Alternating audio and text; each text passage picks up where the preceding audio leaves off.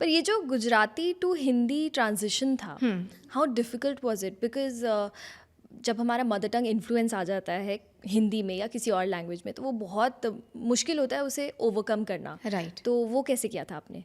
Actually ना ये बात हमारे साथ ना हो, बचपन से ही इस बात का बहुत ध्यान रखा गया था। अच्छा। तो मेरे पेरेंट्स हमेशा से हमारे घर में जो हम गुजराती बात करते हैं, विच इज़ वेरी वेरी शुद्ध गुजराती, जो लिखी जाती है वैसी गुजराती में हम बोलते हैं। ओह। हम वो कलोकियल जो बोलने वाली गुजराती होती है जो आप यूजुअली सुनते हैं, हम वैसे बात नहीं करते घर में। बहुत जो लिटरेरी जो लिखी जाती है वैसी गुजराती में बात करते हैं। एंड ऑल्सो द एक्सेंट, तो अभी मेरे पापा साउथ गुजरात के हैं और मेरी मम्मी सौराष्ट्र की हैं, तो वो दोनों की एक्चुअल एक्सेंट जो है वो दोनों अलग अलग हैं। ओके। लेकिन हमें इस तरह सिखाया गया है कि विदाउट एनी गुजराती एक्सेंट हम गुजराती बोलना सीखे हैं।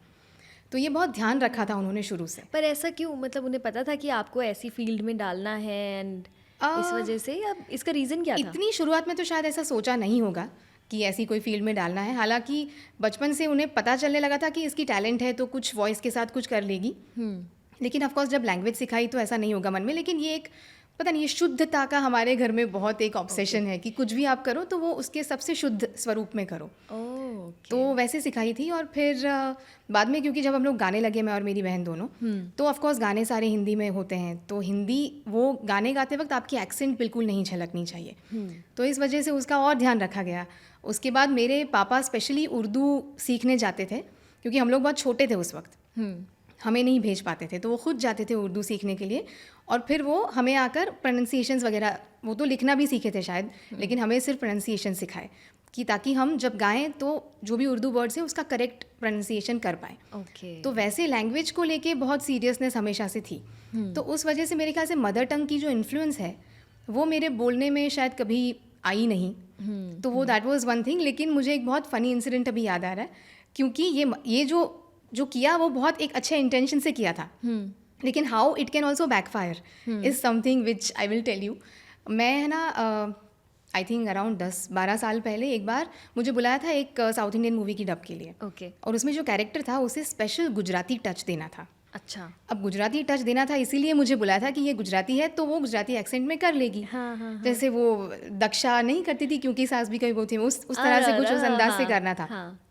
और उन्होंने मुझसे सिर्फ यही कहा कि इसको गुजराती स्टाइल में करेंगे। अब आपके कान में जो पायलट बज रहा है वो तो साउथ इंडियन है, आपको तो कोई सहारा है ही नहीं गुजराती एक्सेंट का, और मुझे गुजराती एक्सेंट आती ही नहीं है।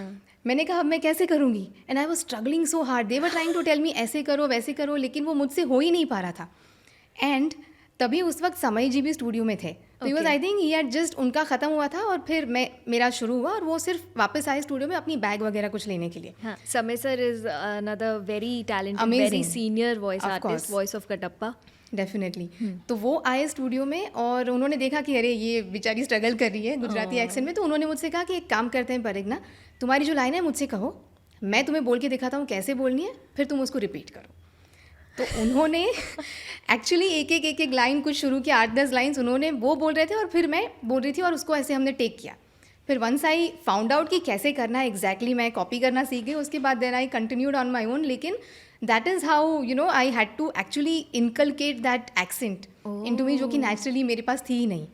तो वो एक बहुत ही फ़नी सा इंसिडेंट था। और उसमें दूसरी बात यह है कि हमारी इंडस्ट्री कितनी अच्छी है कि वो सामने से आके उन्होंने कहा कि मैं तुम्हें हेल्प करता हूँ, जबकि किसी ने उनसे नहीं कहा था, क्योंकि of course he must also be busy, कहीं और उनका डब होगा आगे।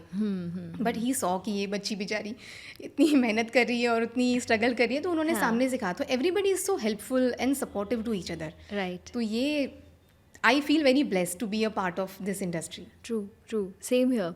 यस। बहुत सारे किस्से ऐसे हैं जो आई थिंक हम बता सकते हैं कि हमारे सीनियर्स ने हमारी कैसे हेल्प की है, and today we are trying to help our juniors, है ना। बट डू यू फील कि वॉइस इंडस्ट्री में ट्रू फ्रेंडशिप होती है या हो सकती है? ट्रू फ्रेंडशिप डेफिनेटली हो सकती है मेरे ख्याल से, और ये इस वजह से हो सकती है शायद क्योंकि यहाँ पे अच्छे लोगों की तादाद बहुत ज़्यादा है।